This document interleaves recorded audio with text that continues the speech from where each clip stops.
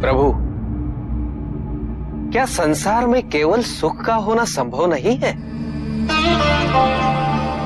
प्रत्येक आत्मा का लक्ष्य केवल सुख की प्राप्ति ही तो है।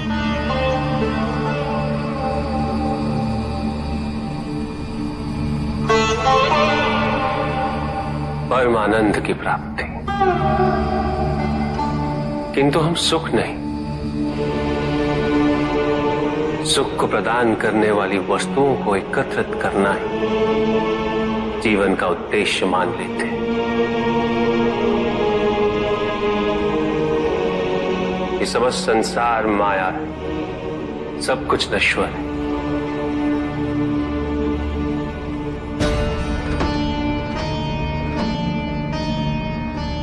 जिन वस्तुओं को हम सुख का स्रोत समझकर एकत्रित कर रहे हैं,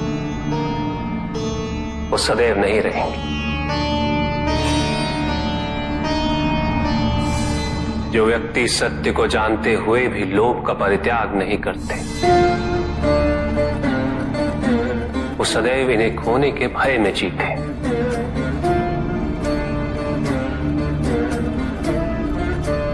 और जो व्यक्ति सत्य को जानते ही नहीं, वो अहंकार में जीते।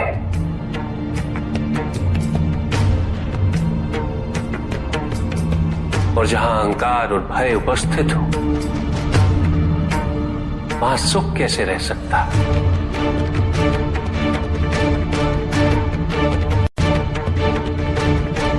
किसी को ये दुख है कि उसके पास कुछ भी नहीं, और जिसके पास सब कुछ, उसे ये दुख है कि पाने को कुछ शेष नहीं। सुख को हम स्वयं अपने दृष्टिकोण से परिभाषित कर देते हैं,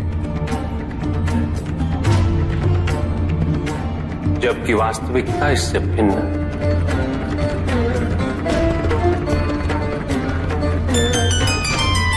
इसलिए आवश्यकता है अनासक्त रहने की। किंतु प्रभु, क्या आसक्ति स्वाभाविक नहीं है? पर दुख का मूल कारण भी तो यही है ऋषि भृगु। आसक्ति हमारे मन की शांति को छीन लेती, उसे भंग कर देती।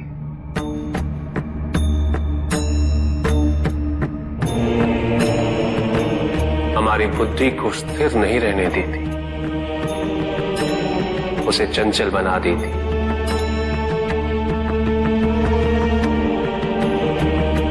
आसक्ति से प्रमाद की उत्पत्ति होती,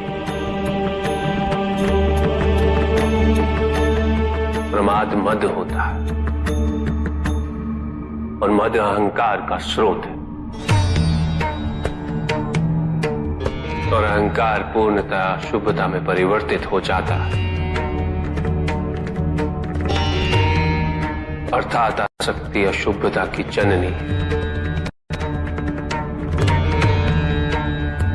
इसलिए अनावश्यक है।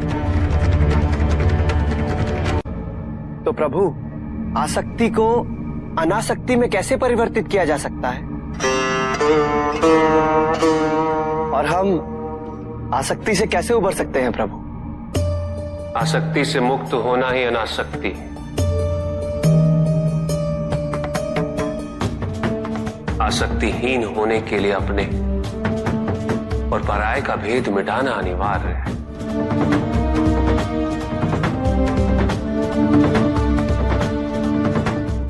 और यह तभी संभव होगा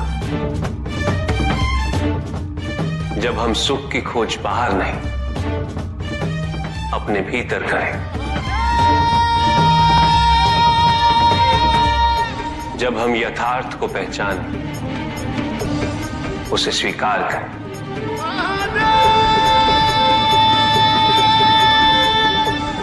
हम अपने सुख को सांसारिक तत्वों से परिभाषित नहीं करें। जब तक हम ऐसा करते रहेंगे, हम बंधते जाएंगे। जब हम स्वयं अपने भीतर झांकना आरंभ करेंगे,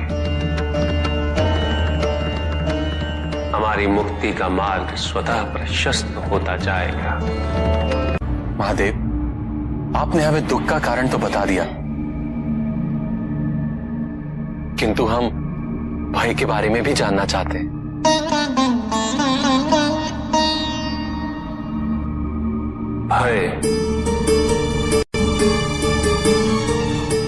भय का स्रोत है इच्छा।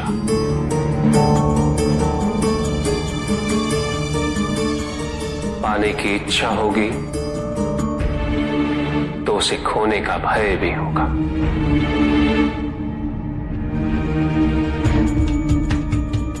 यदि जीवित रहने की इच्छा है तो मृत्यु का भय भी अवश्य होगा।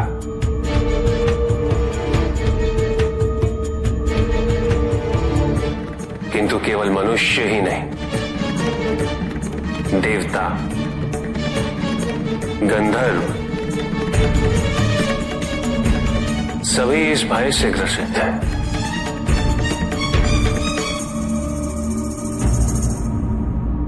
क्योंकि इच्छाओं से मुक्त कोई भी नहीं।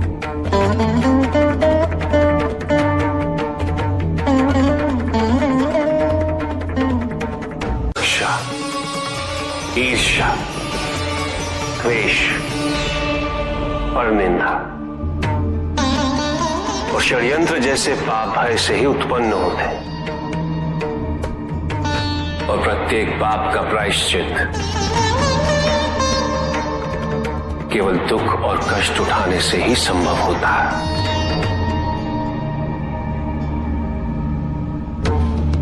इसलिए भय भी अंत में दुख का कारण बन जाता है।